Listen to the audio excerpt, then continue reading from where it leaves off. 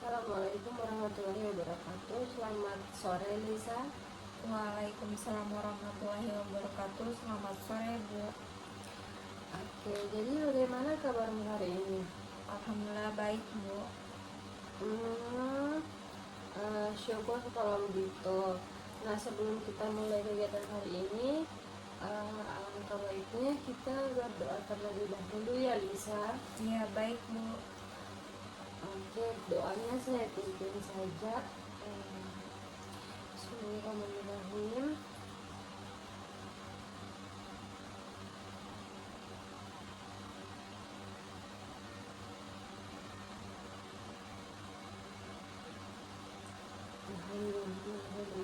Semoga kegiatan kita pada sore hari ini berjalan dengan lancar.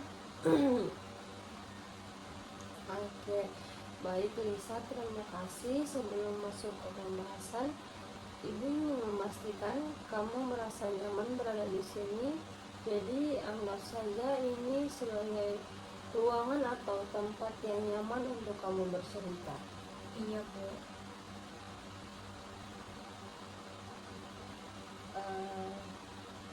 Oke, Lisa. Jadi Lisa, kamu tidak perlu takut untuk berbincang. Kamu tidak perlu takut salah atau malu, karena semua yang kamu sampaikan akan dijaga kerahasiaannya dalam konseling. Ada beberapa asas yang harus dipahami, yaitu asas kerahasiaan, keterbukaan, dan kesukarelaan. Yang artinya apapun yang kamu bicarakan di sini tidak akan saya sebarluaskan tanpa izin dari kamu.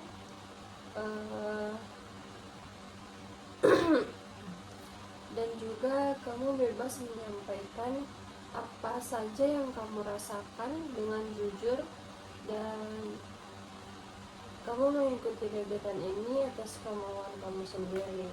Nah, apakah kamu bersedia? Iya, Bu, saya bersedia. Oke.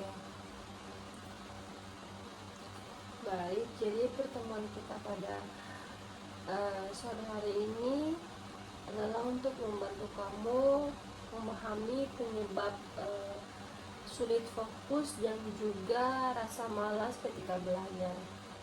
Nah, kemudian di sini kita akan mencari cara agar kamu bisa lebih fokus dan rasa malas kamu itu dapat berkurang.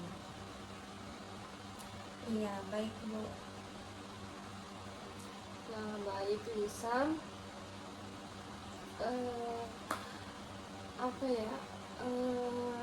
Apakah bisa kamu menceritakan apa yang membuat kamu datang ke ruangan bimbingan konseling pada sore hari ini? Saya itu merasa susah fokus untuk belajar. Kalau belajar sementara saja saya langsung buka HP, sehingga akhirnya saya berhenti untuk belajar. Oh, jadi seperti itu. Sudah berapa lama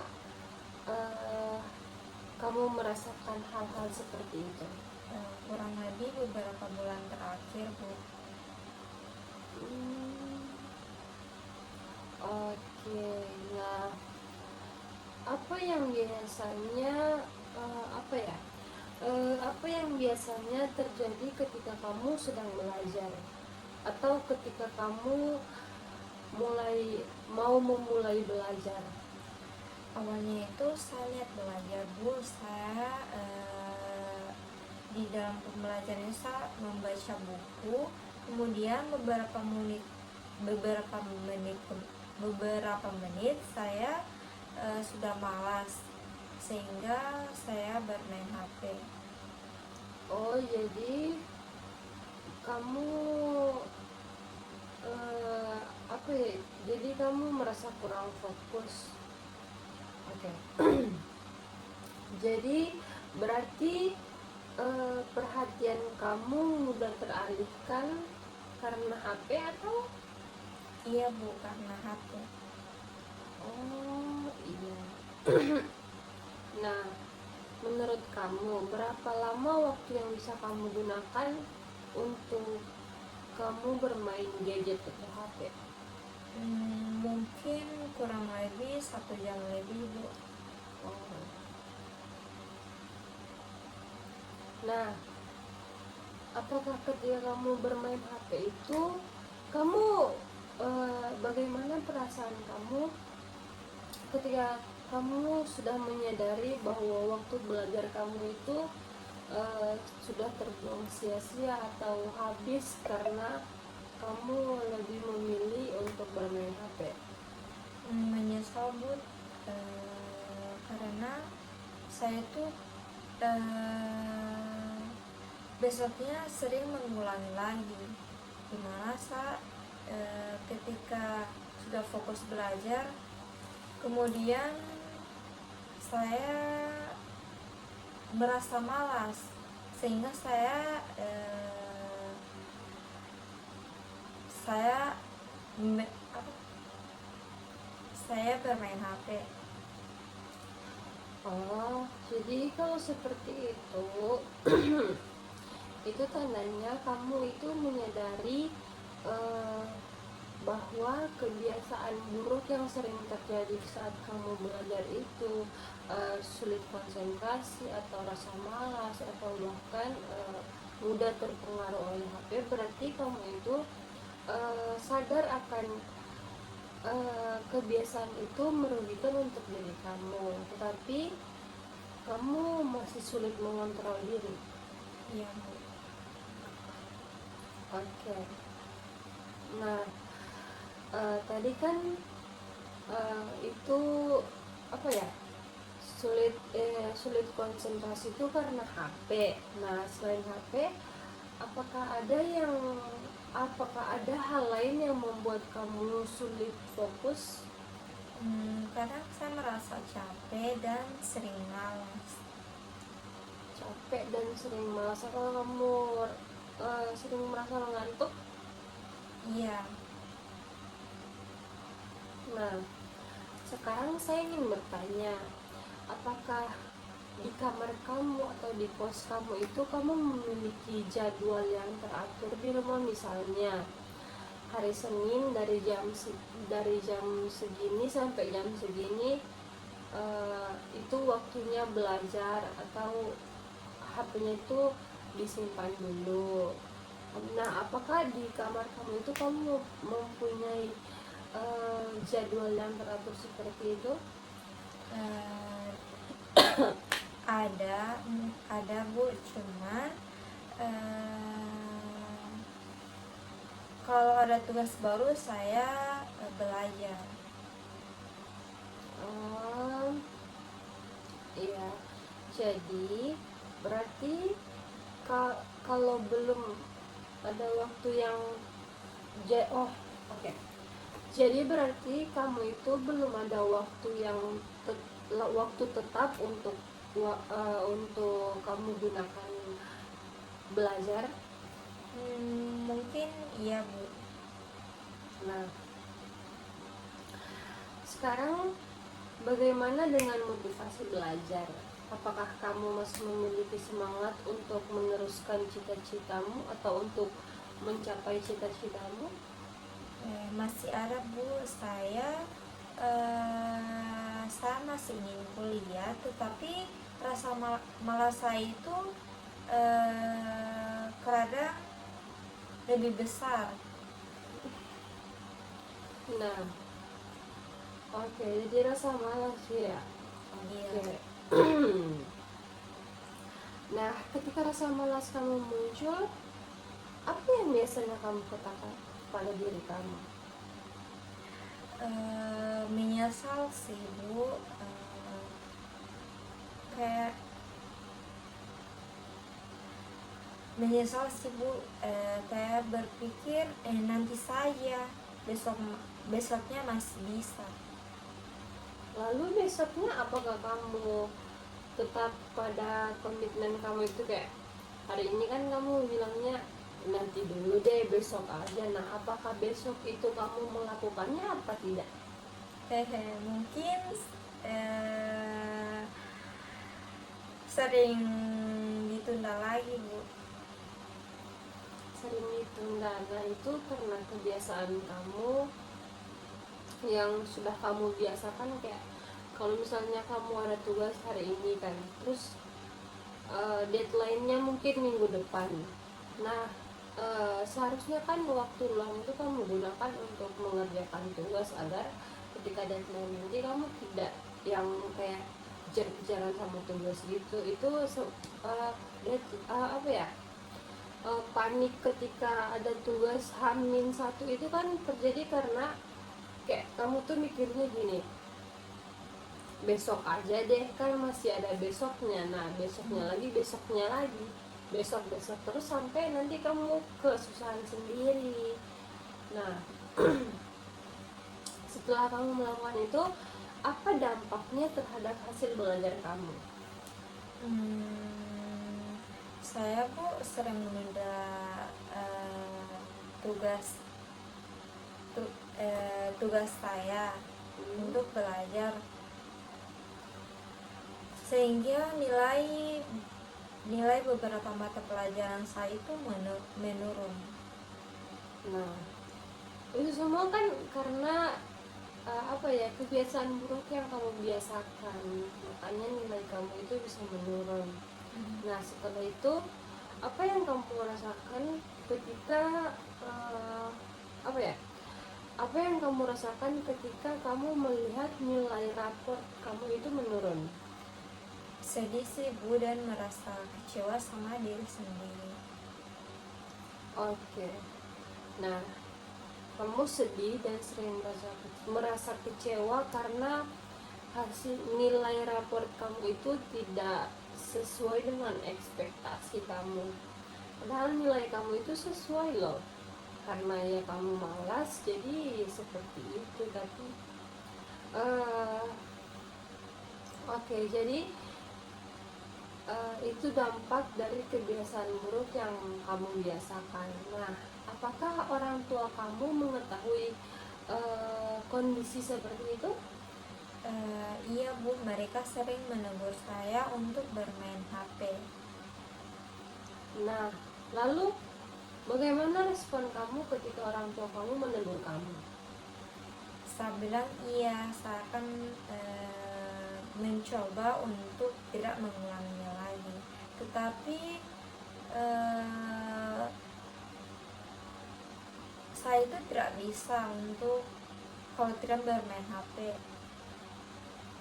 Oke, jadi jadi itu masalah baru lagi. Itu berarti kamu sudah ketergantungan dengan gadget, di mana kamu merasa sulit. Kamu lebih merasa sulit ketika kamu tidak bermain gadget dibanding kamu tidak mengerjakan tugas.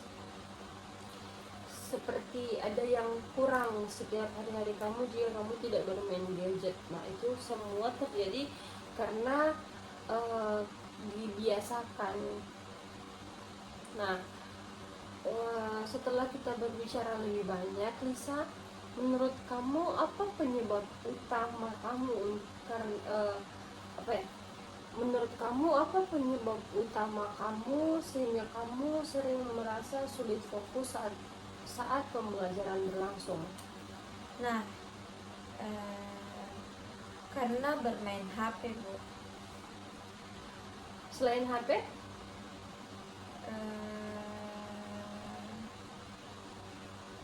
Mungkin tidak ada Bu, cuma HP saja. Apakah kebiasaan menunda-nunda juga termasuk? Iya Bu. Oke, baik. Jadi setelah kita perbincangan panjang kita, jadi kita menemukan 3 faktor. Faktor pertama yaitu memang penggunaan HP, karena kamu sudah masuk pada fase ketergantungan, dimana penggunaan HP yang sudah berlebihan, makanya kamu bersikap seperti itu.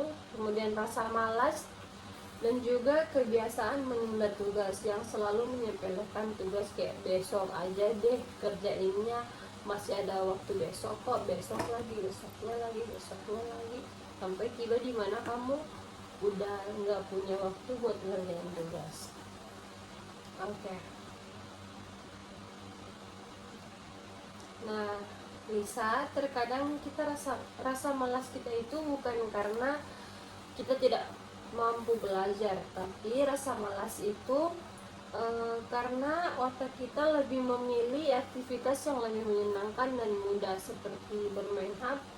Itu kan lebih mudah dan menyenangkan karena kita itu sering lupa waktu ketika kita sedang scrolling TikTok atau Instagram atau Facebook, Twitter.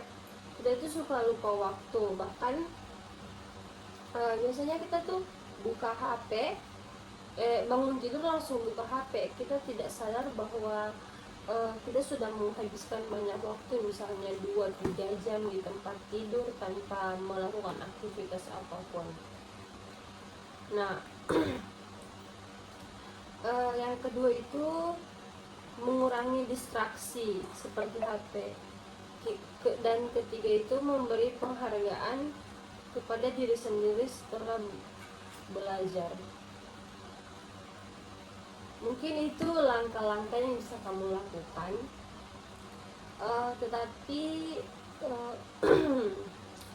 berarti apa ya, rasa malas itu muncul karena otak kamu memilih aktivitas yang lebih menyenangkan dan mudah, ya seperti bermain HP tadi kan saya sudah katakan.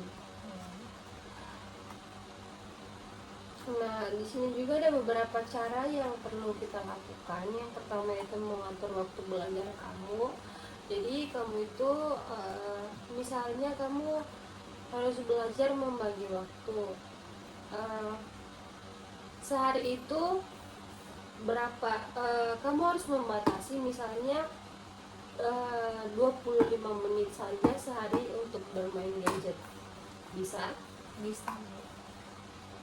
Yang kedua, kita bisa mengurangi distraksi seperti HP. Nah, yang ketiga itu kita memberikan penghargaan kepada diri sendiri setelah berhasil belajar. Misalnya kamu berhasil mengerjakan PR tanpa harus mengerjakannya di H-1 sebelum dikumpul. Kamu itu bisa memberikan reward untuk diri kamu sendiri atau memberikan hadiah untuk pencapaian kamu sendiri.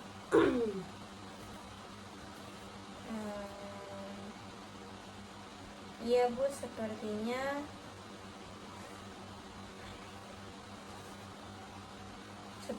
bisa dicoba Bu. Iya. Nah, sekarang coba kamu sebutkan apa saja yang membuat kamu sulit fokus belajar. Bermain HP, sering menunda, dan timbulnya rasa malas. Oke, jadi sudah kamu sebutkan. Oke, sekarang sebutkan apa solusi yang dapat kita lakukan. Ya, maaf. Sebutkan apa solusi yang mungkin dapat kita lakukan. Bisa? Menyimpan HP saat belajar, mungkin itu solusinya. Bagus. Ada lagi? Membuat jadwal belajar mungkin. Bagus sekali. Yang lain? Belajar sedikit demi sedikit, tapi rutin. Oke, baik. Bahkan itu sangat baik. Nah, sekarang kita lakukan simulasi. Oke, jadi bayangkan nanti malam jam 7 malam atau jam 19.00 kamu akan belajar. Iya Bu. Nah, saat akan belajar tiba-tiba muncul keinginan ingin membuka HP. Nah, apa yang ingin kamu lakukan? Mungkin saya akan menyimpan HP di tempat yang jauh sehingga saya lebih fokus lagi untuk belajar dan tidak menunda-nunda tugas yang sedang saya kerjakan. Bagus. Nah, setelah 10 menit belajar muncul pikiran-pikiran, belajarnya nanti saja deh, besok saja, atau besok pagi saja, besoknya lagi. Nah, apa yang ingin kamu lakukan? Saya mengingat tujuan saya ingin masuk kuliah. Sangat baik. Nah, kemudian misalnya kamu sedang belajar, kemudian rasa malas itu datang lagi. Apa yang ingin kamu lakukan? Saya akan mencoba bertahan sampai 25 menit dulu. Luar biasa. Nah, itu contoh perilaku yang baru sedang kita latih. Oke. Sekarang Lisa, menurut kamu apa keuntungan kamu jika misalnya nanti beberapa waktu ke depan kamu berhasil lebih fokus belajar dari sebelumnya? Mungkin dengan lebih fokus lagi belajar, nilai saya bisa lebih baik lagi dibanding sebelumnya. Nah, selain itu, Orang tua pasti senang mendengarkan kalau kita lebih giat lagi belajar, sehingga mereka tahu bahwa nilai saya yang dulunya rendah sekarang pas karena kamu sudah giat belajar, Iya. sudah lebih baik lagi. Iya. Oh, iya. Ada lagi? Mungkin saya lebih dekat dengan cita-cita saya. Oke, nah sekarang saya ingin bertanya kepada kamu. Jadi, bagaimana perasaan kamu ketika kamu membayangkan hal itu semua terjadi? Saya merasa lebih semangat lagi. Oke, sekarang ibu ingin Lisa membuat komitmen untuk diri sendiri. Baik, Bu. Oke, jadi kalau saya maaf. Jadi silahkan kamu membuat komitmen untuk diri kamu sendiri dan silahkan diucapkan. Saya berkomitmen untuk mengurangi menggunakan HP. Saya akan belajar setiap malam minimal 25 menit tanpa gangguan HP, di mana saya akan berusaha melawan rasa malas saya dan tidak menunda pekerjaan sekolah. Mungkin dengan cara begitu nilai saya akan bertahan dan lebih baik lagi daripada nilai saya sebelumnya. Oke. Nah, sekarang saya ingin bertanya lagi. Bagaimana perasaan kamu ketika kamu mengucapkan itu? Saya merasa lebih yakin, Bu. Apakah kamu merasa siap untuk menjalankannya? Insya Allah siap, Bu. Nah, baik Lisa. Sebelum kita akhiri, coba kamu simpulkan apa yang bisa kamu peroleh dari pertemuan hari ini. Mungkin saya jadi tahu penyebab utama saya kenapa saya sulit untuk belajar dan merasa malas untuk belajar. Sulit fokus belajar adalah karena saya sering sulit fokus belajar itu karena penyebabnya itu HP. Rasa malas yang kebiasaan menunda. Saya juga belajar cara mengatasinya dengan membuat jadwal belajar, menjauhkan HP saat belajar dan belajar 25 menit. Oke, baik sekali Lisa. Jadi sekarang ibu mau bertanya, setelah semua yang sudah kita lewati tadi,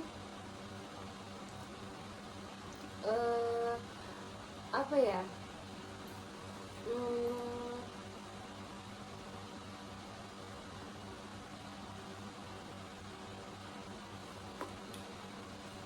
apa yang menurut kamu berkesan untuk kegiatan layanan hari ini?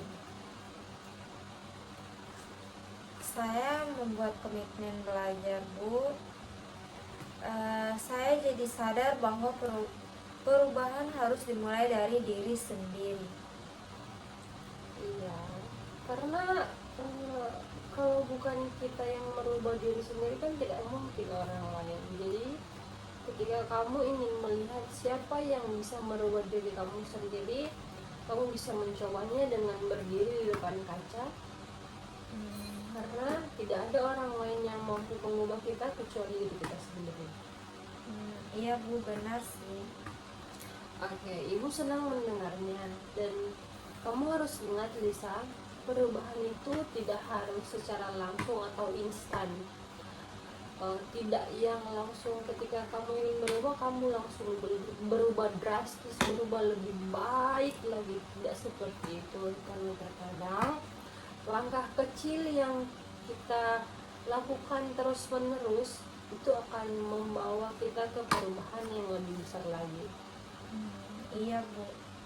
Saya akan membuat jadwal belajar dan mencoba belajar 25 menit tanpa HP. Oke, jadi itu rencana kamu setelah pulang nanti ya? Iya, Bu.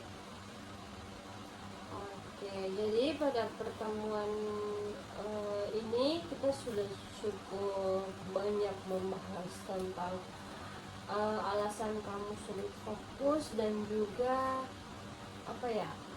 alasan kamu sulit fokus dan juga rasa malas yang sering timbul. Nah, sekali lagi saya sampaikan, Lisa, jadi ketika sesi konseling individual, jadi selama sesi konseling individual ini berlangsung, kamu tidak perlu takut, tidak perlu ragu untuk bercerita, dan juga kamu tidak akan dipaksakan, karena di sini kami itu menegakkan beberapa asas. Yang pertama itu asas kerahasiaan, seperti yang saya sudah jelaskan di awal, dimana semua informasi tentang kamu, semua yang yang sudah kamu sampaikan kepada saya, semua yang terjadi di ruangan ini tidak akan saya sebarluaskan tanpa izin dari kamu.